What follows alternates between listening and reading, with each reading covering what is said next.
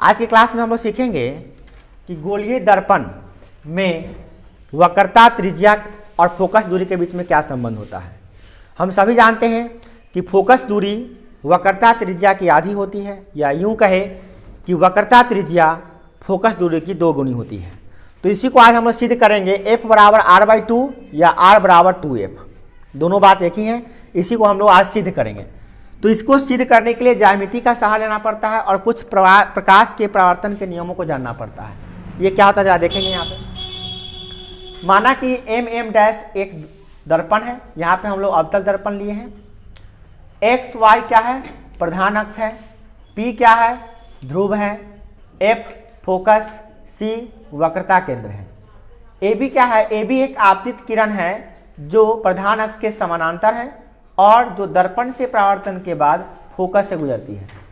यह नियम होता है कि कोई भी किरण जो प्रधान अक्ष के समानांतर होती है वो दर्पण से परावर्तन के बाद फोकस से ही गुजरती है। तो ये फोकस से गुजरेगी, तो ये इसका चित्र बना लिए। और यहाँ पे एक रचना क्या किए हैं कि हम C को B से मिला दिए हैं। आप देख रहे हैं B वह पॉइंट है जहाँ पे आपतित किरण आती है, या यूँ कहें इसको आपतन बिंदु कह सकते हैं आप। और ये जो देखा है जरा आपको C और B, ये क्या है, ये आपका देख रहे हैं क्या अभिलंब है, ठीक है। तो यहाँ पे आपतन कोण क्या होता है, देखिए आपतन कोण होता है आपतित किरण और अभिलंब के बीच का कोण, यानी कोण I। ये कोण देख रहे हैं I, कोण ABC, ये है आपतन कोण। रोके तो कोण ABC आपतन कोण हो गया और कोण CBF परावर्तन कोण हो गया। तो यहाँ पे ये कोण I आपतन कोण, कोण R परावर्तन कोण के लिए हम लोग इंडिकेट किए हैं। तो यहाँ पे जो सारा विवरण जो बताए हैं यहाँ पे हम लिख दिए। अब क्या करते हैं, हम लोग सिद्ध करते हैं कि कैसे इसको सिद्ध करेंगे। f बराबर r/2 होता है। तो सबसे पहला हम क्या किए, प्रकाश के परावर्तन का नियम का लिए। प्रकाश के परावर्तन का नियम सबसे पहला होता है आपतन कोण परावर्तन कोण के बराबर होता है। तो आप यहाँ देखिए कोण जो I है ये आपतन कोण है और ये कोण R है ये परावर्तन कोण है। ये दोनों कोण बराबर होंगे। ये आपतन कोण और परावर्तन कोण बराबर है। यहाँ पे देख रहे हैं कोण ये I है और ये कोण क्या है, कोण R। तो ये लिख लेंगे, यहाँ पे क्या लिख लेंगे, आपतन कोण बराबर परावर्तन कोण। आपतन कोण परावर्तन कोण के बराबर होता है। तो ये बराबर हो गए। अब यहाँ पे क्या करते हैं हम लोग, ये देख रहे हैं क्या, AB जो है ना, AB आपतित किरण है, ये प्रधान अक्ष के समानांतर है। इसका मतलब क्या हुआ, प्रधान अक्ष पे इसके भी समानांतर है, इसके भी समानांतर है, इसके भी समानांतर है। यूं कहे कि ये इसके समानांतर है ना। तो ये हम क्या किए, लिख दिए AB समानांतर CP।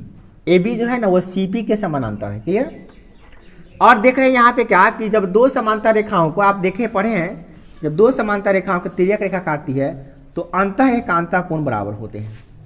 तो ये कोण जो है ना, ये कोण I जो दिखाई दे रहा है आपको I, कोण ABC, ये वाला कोण, यह कोण बराबर होगा किसके, इसके बराबर होगा, इसके। क्यों, क्योंकि देखिए अंतः एकांता कोण का निर्माण कर रहा है। तो हम यहाँ पे क्या लिख लिए, कोण ABC बराबर कोण FCB।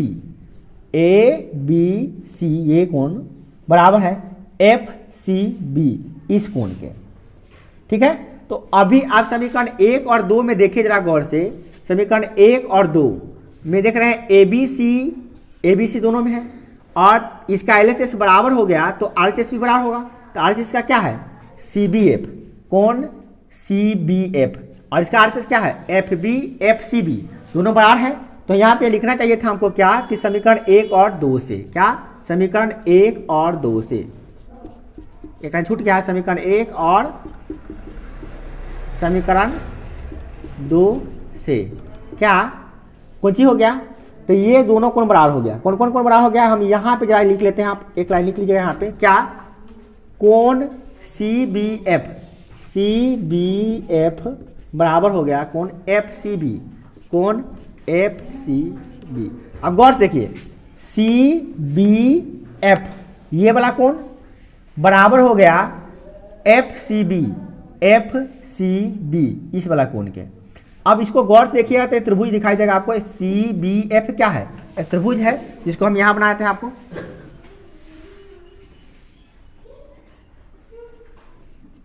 ये है सी बी एफ, यह है सी, यह है बी और यह है एफ। तो ये क्या है, इसमें कह रहा है कि ये कोण जो है ना, ये कोण इस कोण के बराबर है, बी कोण सी के बराबर है। तो ये कोण के बराबर है, तो जानबे करते हैं जब एक त्रिभुज में दो कोण बराबर होता है तो उसके सम्मुख भुजाएं भी समान होती है। तो इसके सम्मुख भुजा ये और इसके सम्मुख भुजा ये, दोनों बराबर होगा। ये समद्विबाहु त्रिभुज हो गया, दो भुजा बराबर हो गया। तो इसका मतलब ये हो गया जो ये सी एफ है ना वो बी एफ के बराबर हो गया। ये हम लिखें यहाँ पे सी एफ बराबर बी एफ। अब सी एफ बराबर बी एफ हो गया। अब थोड़ा सा कल्पना करना है यहाँ पे, माना कि दर्पण का द्वारक बहुत छोटा है, बहुत छोटा है, या द्वारक बहुत छोटा है, तो क्या जाएगा ई दर्पण जो हम बड़ा बनाए दिखाने के लिए, अगर छोटा बनाए तो ये बी क्या होगा, नजदीक आ जाएगा, किसके पी का नजदीक आ जाएगा। ई खसक खसक के यहाँ पे नीचे आ जाए तो कहाँ जाएगा, बी पर आ जाएगा। जैसे ही आप कल्पना कीजिए कि बी पर आएगा तो ये जो दूरी है ये वाला, ये दिखाई दे रहा है, ये इसके बराबर हो जाएगा, यानी कि बी एफ बराबर हो जाएगा पी एफ। तो हम यहाँ पे क्या लिख दिए, बी एफ बराबर पी एफ। लगभग होगा मगर पूरा नहीं होगा, क्योंकि कोई भी दर्पण लीजिएगा, जरा देखिए ये हम दर्पण लिए, ये प्रधान अक्ष है, तो कोई हम एक रेखा खींचेंगे समानांतर, ऐसे खींचे तो इसका नज़दीक हो जाएगा, तो ये फोकस से कोई गुजरेगा, फोकस से गुजरा, बट एक साफे नज़दीक भी और भी कर देगा नज़दीक तो और फोकस से गुजरेगा, बट इतना प्रधान अक्ष पर तो नहीं ला सकते हैं ना, तो थोड़ा सा कम होगा, मतलब लगभग बराबर होगा। अगर ये 10 है तो 9.99 हो सकता है लगभग, बट 10 नहीं, 9.999 तक ही हो जाएगा। तो इस प्रकार से हम कह सकते हैं कि बी पी पर आ जाएगा। कब, जब ये रेखा को घसका के हम नीचे ले आएंगे तो बी पी पर आ गया, तो इसके बीच का दूरी बहुत कम गया, यानी कि बी एफ बराबर हो जाएगा पी एफ। क्लियर। तो बी एफ बराबर पी एफ हो गया। तो आपका क्या प्रूव हो गया, इसके ये प्रूव हो गया कि ये बराबर ये हो गया, क्योंकि ये इसके बराबर था पहले से, यहाँ पे हम लोग निकाले, देखिए ये इसके बराबर था, अभी अभी आप प्रूव कर लिया कि ये इसके बराबर है, देखिए मतलब ये दोनों बराबर है इसका, यानी कि सी एफ बराबर पी एफ, ये हो गया। अब यहाँ पे हम लिख देते हैं क्या, सी एफ बराबर पी एफ, ये भी नहीं लिखे हैं, लिख लेते हैं यहाँ पे सी एफ बराबर पी एफ। अच्छा, अब इसका मतलब क्या हुआ कि एफ जो है ना उस सी पी का मध्य बिंदु है, ये दोनों के बीच का है, तो मध्य बिंदु है तो प्रूव हो गया। अब क्या कि अभी पूरा मिलाकर अगर मान लिए 4 है तो ये 2 है और ये 2 है, तो आधा नहीं हो गया ये। तो इससे क्या हम लिख दिए कि पी एफ बराबर, ये पी एफ बराबर, ये बराबर क्या हो गया, पी एफ बराबर इतना दूरी।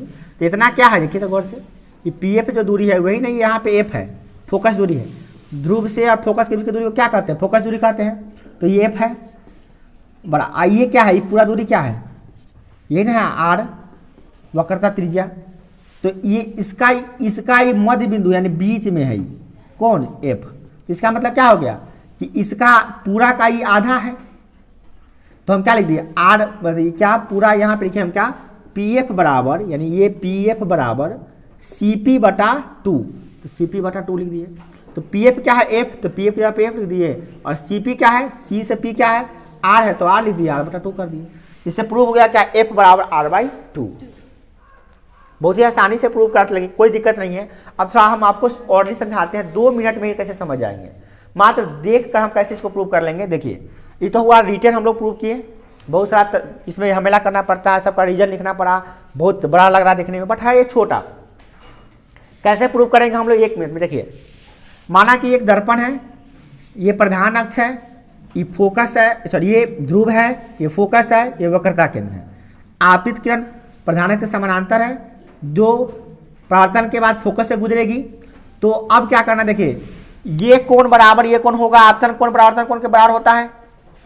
फिर ये दोनों समांतर रेखा है और ये तिर्यक रेखा है, तो अंतः एकांत कोण बराबर होगा। तो ये दोनों तो बराबर पहले से था परावर्तन के नियम से, और ये इसके बराबर हो गया। अब ये इसके बराबर हो गया, ध्यान दीजिएगा, ये जो दिखाई दे रहा है आपको, ये इसके बराबर हो गया। और जब ये इसके बराबर हो गया, ये पहले से इसके बराबर था, तो इसका मतलब क्या, ये दोनों बराबर हो गया। और जब ये दोनों बराबर हो गया तो ये रेखा 2 बराबर हो गया। और जब ये 2 रेखा बराबर हो गया, इसको थोड़ा नजदीक कर देते तो ये दोनों रेखा बराबर हो जाएगा। देखिए रेखा नहीं, रेखाखंड यहाँ कह सकते हैं, ये रेखाखंड के बराबर हो जाएगा। तो ये इसके बराबर था, ये इसके रेखा के बराबर खंड होगा, तो इसका मतलब ये दोनों बराबर होगा। अब ये दोनों बराबर है तो इसका पूरा का ये आधा है, हो गया सिद्ध। सिंपल सी बात है, सिद्ध करना इसको समझने के लिए, हो गया।